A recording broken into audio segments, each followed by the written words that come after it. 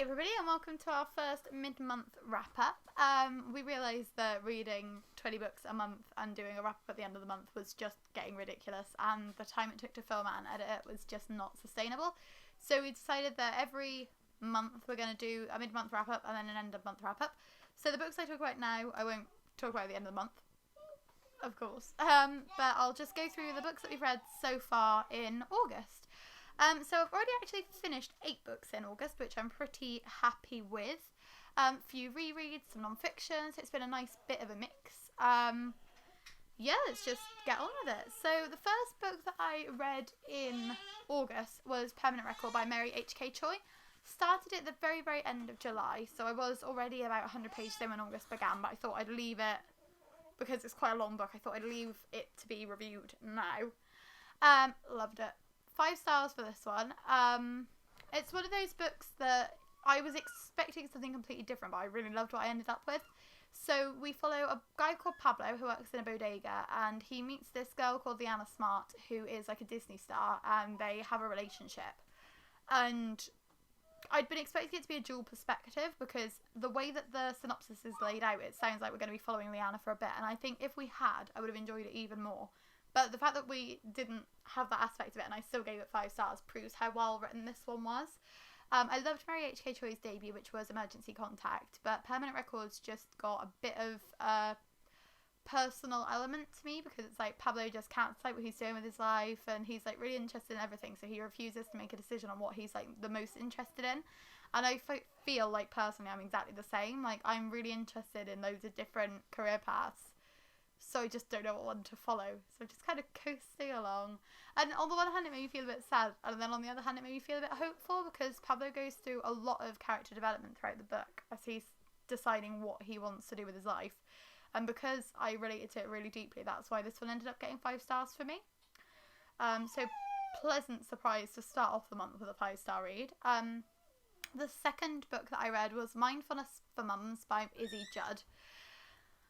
I'm not a fan of mindfulness, and I've tried it before and it's never worked, and people keep recommending it to me and it never works. So I thought, well, this one is specifically about mindfulness and being a mum, and I thought I might click with it a bit better. I did not. I gave it 3 stars because there is some useful advice in here. It's all very basic, like remembering to breathe, remembering to like center yourself and thinking before you speak, and taking the time to like wait and see how things play out rather than like acting impulsively, which it's all good common sense advice. But there's also a lot of stuff about chakras, which I'm not that interested in, and that took up quite a big section of it. I did like the fact that there were kind of mindfulness games that you could play with your children and ways to get them involved in it, but I feel like my children are a little bit too young for it, so it's something I might revisit in the future. But I definitely think that Izzy Judd's writing from the perspective of someone who has quite a bit of spare time, like, because she's got like her career is music, and obviously she is the wife of Harry from McFly, so his career is also music, and it feels like the way that their structure of their days isn't quite the traditional structure that most everyday people have. So there's not a lot of like trying to squeeze things in around work. It's like, oh, you'll go home from your day and you'll have lots and lots of time in the evening to do this, that, this and the other with the children. And personally, I feel like it's hard to squeeze that much into the day amongst everything else. And it's all about just taking like 1 minute for mindfulness at a time. But even then, sometimes you just don't think of it because you're so focused on the other things.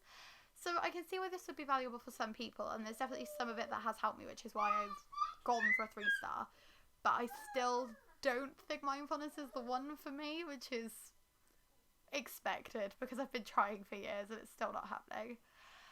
The next 3 books that we read were all part of the same series, and that was Jolly Foul Play, Mistletoe and Murder, and Cream Buns and Crime by Robin Stevens. This is part of our Murder Most Unladylike reread, and gave all of these 5 stars again. I'd already awarded them 5 stars the first time I read them, so this wasn't a surprise.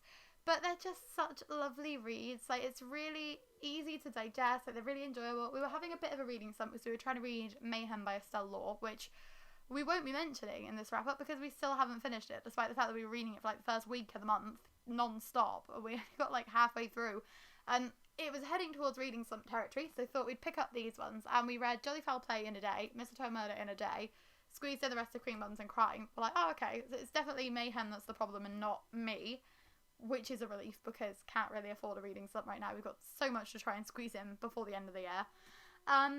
But yeah, if you haven't read the Murder Most Silly Like series, I will be surprised if you haven't picked up at least one because they're so popular. But these follow Hazy. Why do I keep trying to say Hazy at the moment? Every time I've mentioned them recently, I've got Hazy and Daisel. No, Daisy Wells and Hazel Wong, who are the Wells and Wong Detective Society, as they investigate murders. Now, one of these murders happens on Bonfire Night at their school. One of them happens at Christmas in Cambridge. And then Cream Buns and Crime is a little kind of short story collection. It's got either 4 or 5 short stories in it. I can never remember how many. I want to say 5. 2, 3, 4, 5 short stories in this one. And you've also got like little quizzes. You've got stuff about code breaking, spies and detectives throughout history, authors who've written crime novels, like the novels that inspired Robin Stevens for each individual book in the series, as well as like the books that she's enjoyed that kind of inspired her to write in the first place. This collection I would give 10 stars if I could, because I think this is just the best book in the series by far. I love all of the little bits that expand the world, and I love all of the short stories, and I think it's brilliant. So if you are interested in Murder Most Silly Like, but you're not sure whether to try one of the full-length novels yet, if you do go for Cream Buns and Crime and just dip in and out with some of the stories and some of the kind of backstory of the Detective Society, I think this might be the thing that convinces you. We're considering carrying on and doing a Spoonful of Murder before the end of the month, which wasn't on our TBR, but these are just so quick and they're just so easy to get through. We just want to read all of them, if I'm honest. Sean wants to just throw out the TBR and just read them all, and I'm tempted to let him because we've got some really chunky boys that are not going so well. And as I said, like, we're probably not going to finish Mayhem, so the TBR's a bust anyway. Mayhem's carried over from last month, so what are we doing with our lives? But we'll see how it goes. But very tempted to carry on with these because I do love Robin Stevens' writing, and I'm really looking forward to carrying on with the books in the series that I haven't read yet because I know I'm going to love these because I read them before. The next book that I finished in August, nearly said June, my months are all over the place, was White Fragility by Robin DiAngelo. I cannot remember off the top of my head. I'm going to have to look it up. I thought I was ready for this. I am not ready for this. Robin DiAngelo. Now, White Fragility gets 1 star.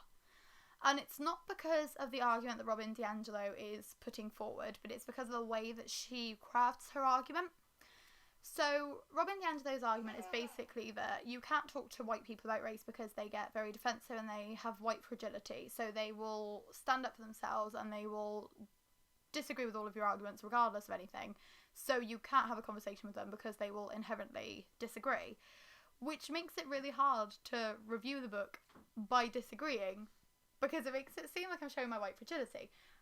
And it kind of shuts down any response that you can possibly have to this book, which isn't the greatest way of crafting your argument because it makes you seem as though you're taking a position of like absolute perfection and you can't be criticised at all.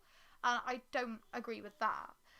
I think that some of the points she makes are very logical and reasonable, but I feel like I've read better books about race that are written by people of colour. So like last month we read How to Be an Anti-Racist by Ibram X. Kendi, and I absolutely loved it. I thought it had such a great tone, it had such a great structure.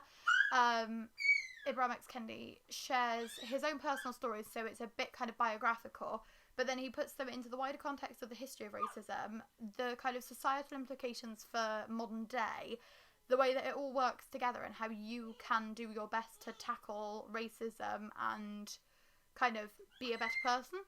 Whereas White Fragility just basically, it doesn't have a well-structured argument.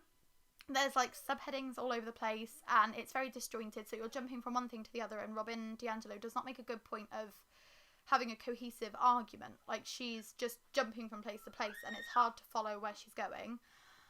There's a lot of kind of stories because she is somebody who goes around to businesses and helps them be more racially aware, and there's instances in the book where she's talking about like lectures she was running with people of colour, where it feels like she was talking over them and taking over because she's like this authority on race, while also arguing that you shouldn't talk over people of colour, while also arguing that you shouldn't ask people of colour to help with racism because it's not their responsibility and you only need to talk to other white people, while also arguing that white people don't understand racism. And can you see, like, there's lots of contradictions going on in here. She, like, mentions the fact that you should never describe places as urban, because urban is a derogatory description for places that are primarily, like, black occupied. And then she goes on to say how she was raised in an urban environment. And I just think, like, if you're saying that describing something as urban is racist and you're not a racist, and then you're describing something as urban, you're contradicting yourself so horrendously. There's lots of little things like that, and I'll link a review down in the description, because there is a review that looks at it much closer and breaks things down a lot better, saying why they think that this isn't a good book.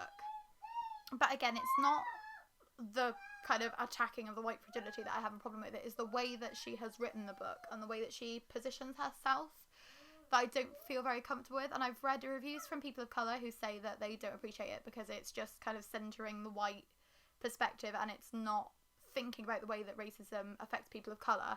And I've read reviews from white people who say that it's not accepting the views of people of colour enough. So it does seem like it's kind of across the spectrum of readers that it's just not quite hitting the mark. I've seen a lot of 5-star reviews for it as well, but I just don't agree with that myself. The next book that I read in August was a slightly less infuriating one, and it was Easy Prey by Catherine Lowe. This follows 3 teenagers who are caught up in the leaking of a teacher's nudes, which was an interesting twist, because normally it's like the teachers kind of in the position of power and the students are the ones who are being manipulated and the ones who are being kind of taken advantage of. But it was one of those books that I could see what was coming from like the first chapter. I thought Catherine Lowe did a really good way of looking at like the slut shaming culture and the culture of like, oh well, it's your fault because you sent those pictures, rather than it's the boy's fault for releasing the pictures. But it was just very, very predictable.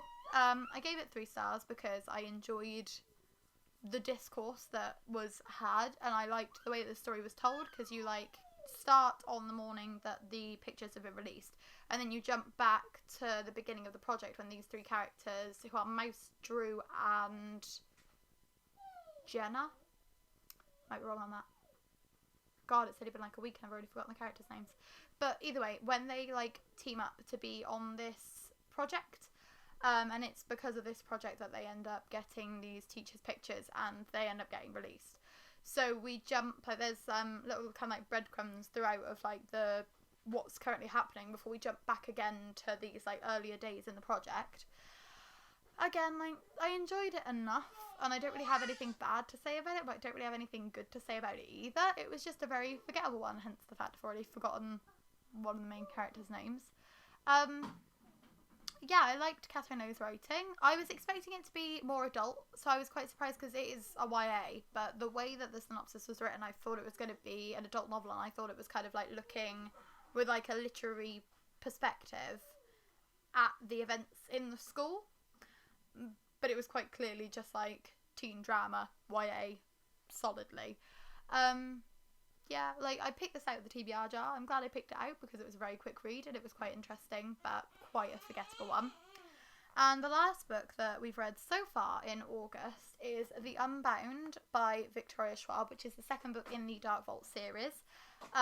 This was a book that we were intending to read last month as part of the Schwab read-along, because they read The Archived and The Unbound was the bonus book, but we decided to read The Unbound this month, which means we're now behind on this month's book, which is A Dark Shade of Magic. But hopefully we'll catch up. But The Unbound follows Mackenzie and Wesley after the events of The Archived. So if you haven't read The Archived, then just turn this video off because I don't want to end up giving you spoilers accidentally. But basically, Mackenzie is in a really bad place. She's dealing with PTSD from the events of book 1, and she keeps kind of blacking out and having like this tunnel vision moment when she's losing huge chunks of time and she's doing things that she's not quite aware of. And that was a really interesting aspect. And also you join Mackenzie and Wesley is they're like at school, so you're in a completely different setting this time around, because the first book is solely set in the Coronado, which is the hotel where Mackenzie lives, and in the kind of Narrows and the Archive, which is where she works. But this one also, you see her going to school and like the dynamics of like settling in as the new girl and becoming part of the kind of group of friends. It's a hard one to review because I really enjoyed it because I like the world and I like Victoria Schwab's writing, but I wasn't a huge fan of the direction that the story went in. Again, I thought the twist was very predictable. I said to Sean, like, there's only one person that can be involved. There's, like, a mystery going on because people are disappearing, and it's like, oh, who's taking these people? I said to Sean, like, there's only one person that it easily can be, and I can't see how that would work, but that seems like that's got to be the way that it's going, and it was. So it was, like, almost a surprise because it was clever the way that she'd written it, but also not a surprise because it seemed like the only way that the story could play out. And there's also, like, a bit of a love triangle tries to be introduced. And there's almost a love triangle in book 1, but it makes sense because Mackenzie's being manipulated and she doesn't realise. So she's getting feelings for somebody because they are kind of manipulating her into having feelings for them. But in book 2, it just seems really out of place. Like, you meet one of her school friends and then it's like, oh, well, we clearly won't end up together. But, like, oh, he's kind of cute. And then he's like, hey. And it just felt very basic YA, which I wasn't expecting because the first book doesn't really have that feeling, but the second book feels like it's trying so hard to shift itself back into the YA category that it just puts that in for no reason and it doesn't make much sense. Overall, I ended up giving it 3.5 stars. It was going to be a 3-star, and then I quite enjoyed the way that the book ended, and I thought that was very clever. So I bumped it up like a 0.5 star, but it wasn't as good as the first book, which I gave 4 stars. So overall, this collection is like a 4-star collection. But there's also a little chapter at the end, which is from Wesley's viewpoint, and I thought that chapter was just gorgeous. Like, I absolutely loved it. And it's the perfect way to finish this off because it gives you like a taste of what could happen if / when Victoria Schwab ever releases book 3. But it also like neatens it up a little bit more so that if that third book doesn't come, you still feel very satisfied with the way that this concludes. So I would recommend, if you're thinking of reading the Dark Vault series, definitely try and get this edition with like the bonus short story in it, because it does just put that little kind of cherry on top at the end and it really satisfies you. So yeah, 4 stars this book as a whole, 3.5 stars for the Unbound. And that is everything that we have read this month so far. So we are on day 16 of August, so we're like just over halfway through. Still got a lot of books to try and finish by the end of the month, but we're also halfway through 5 of them. So that's good. It might happen. It probably won't, because we're probably just going to end up throwing the TBR out and going for A Spoonful of Murder instead. But at least we have read a chunk so far. I hope you enjoyed this video. Please let me know if you like the fact that we're now doing mid-month wrap-ups, because it's going to be carrying on whether you like it or not. I just really hope that you enjoy it. If you've read any of these books, leave your comments down below. Like this video if you liked it. Subscribe if you feel like it, and I'll be really grateful. And we will see you again at the end of the month, if not before, with the rest of the books that we read in August. Bye!